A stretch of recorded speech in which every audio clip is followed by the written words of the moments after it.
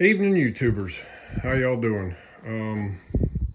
Got a little bit of stuff started yesterday. Had my son-in-law Walter come over. He's a journeyman machinist, so he's gonna make me some parts for this. He's gonna make me an axle and spacers to put in that wheel once we establish where I need it. There's Willow photobombing video. So we're gonna sort that out. I wanted to get the front end of the bike done first, so you guys can see I got the Suzuki front end basically mounted on the bike.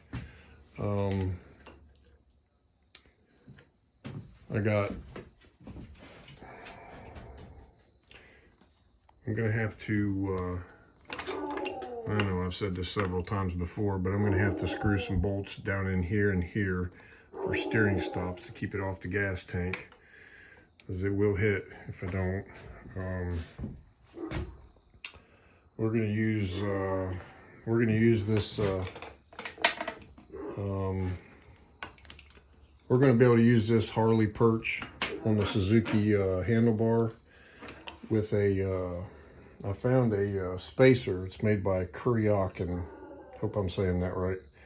That takes up the difference between the 7/8 bar and the 1-inch bar. So I'll be able to keep this. On the other side, however,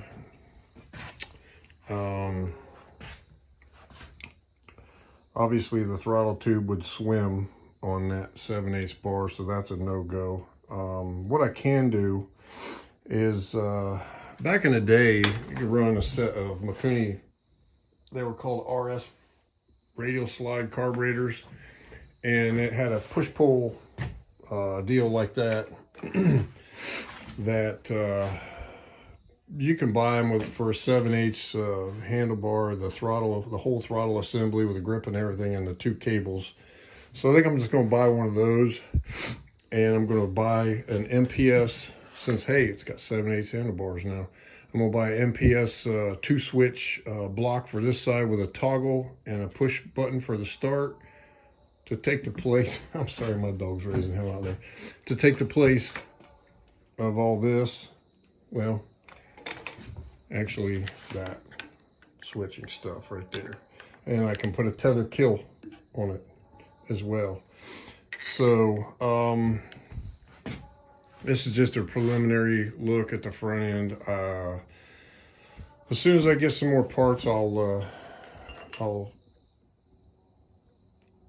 post a new video on installing some of that stuff. I just got to make a list. I'm kind of in low speed mode here, y'all.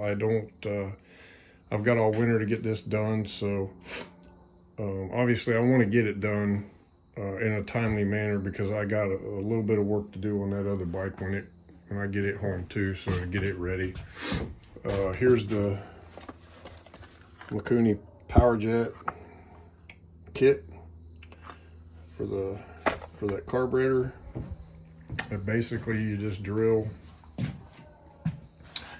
a hole right here in the side, and it goes down that direction. You got to drill a second hole with a tap, and then hopefully this makes sense to y'all. You tap into your overflow here, okay, and then when you take the bowl off, and there's a tube, an overflow tube that sticks up in the bowl, so when the gas gets over so full it runs out this thing. Well, this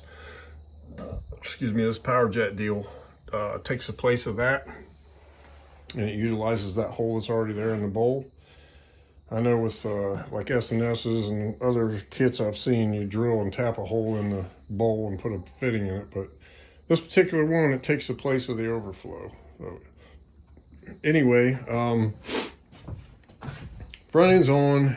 I got to get my angle drill and tap a couple holes here to get some stops on it. It's going to be interesting to try to mount this thing back on, but I think I can just fab some brackets and maybe actually finally get that headlight hole filled in.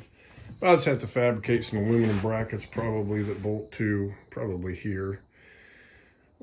clip-ons, and then one of the lower bolts. And I'm probably going to go ahead and put a steering stabilizer on it as well, because the bearings move pretty easy on there. Don't have really any drag to them whatsoever. So that's it for today. I don't really have much. Like I said, I gotta order some parts, get some parts, stuff like that, to where we can move on to the next stage of this. Let's see what I do with that dash. Might be able to bolt that dude. Probably will have to cut it out some more, but I think I can. If I do it right, I can probably just drill a couple holes and tap them and bolt that thing right back on top of there. Put that stuff, everything pretty much back where it was.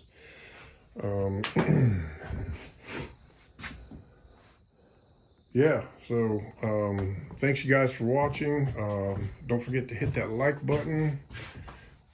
I appreciate your support. Please consider subscribing, and thank you. Have a good evening.